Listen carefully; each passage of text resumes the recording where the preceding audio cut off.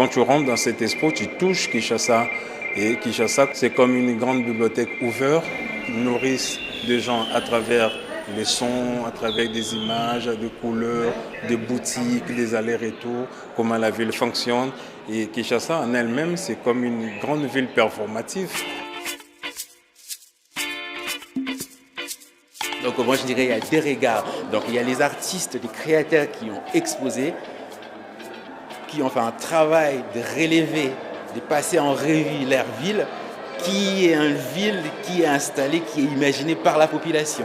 Donc on voit un travail collectif des artistes et de la population. Il faut pouvoir présenter Kinshasa d'une autre manière, montrer, je dirais, Kinshasa face B, face C.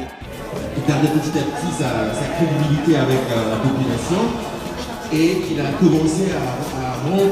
En fait, Kinshasa est une ville avec plein de centres, où il y a une économie circulaire, où il y a l'art de la débrouille.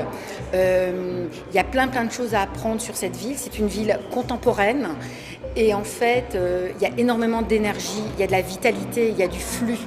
Et donc je pense que nos villes à nous qui sont un petit peu moribondes, et donc je pense que cette jeunesse a plein de choses à nous apprendre. Et moi ce qui m'a beaucoup plu, c'est vraiment ces artistes, par exemple les performeurs, qui sortent du musée et qui font des performances dans l'espace public, dans les quartiers populaires, pour revendiquer des thématiques, par exemple l'homme capote, sur la question de la sexualité, ou des questions politiques. Et donc ça, cette idée que les artistes rentrent dans l'espace public et que c'est la ville qui est leur scène d'art, c'est vraiment quelque chose qui est extrêmement, qui m'interpelle et qui est vraiment, je pense, qui est lié à Kinshasa.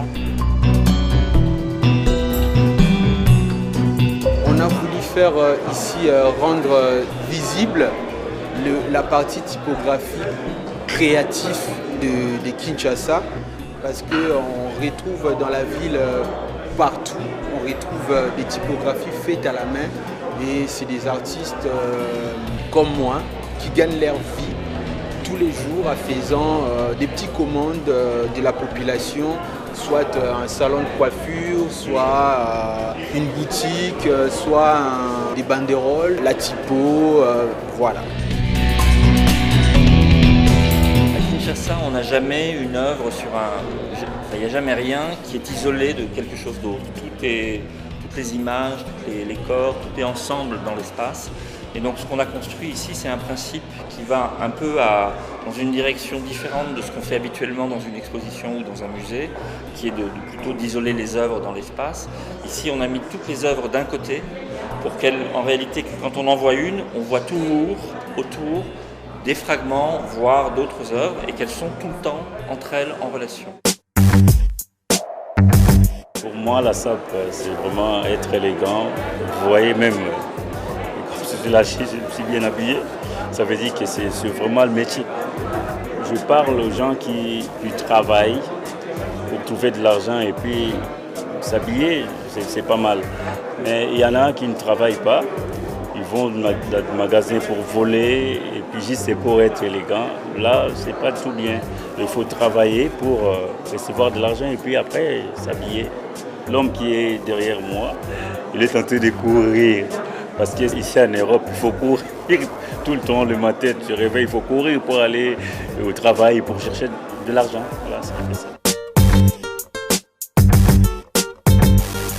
Il y a une forte demande, des demandes et des commandes. Par exemple, aujourd'hui, le costume des performeurs, ça se vend. Il y a vraiment une forte demande au niveau de l'Occident. Les gens veulent avoir les costumes des performeurs, chose qui n'existait pas il y a 5 ans ou 10 ans passés. Donc quand même, il y a une émergence, il y a une positivité par rapport à la production contemporaine, congolaise ou quinoa en particulier.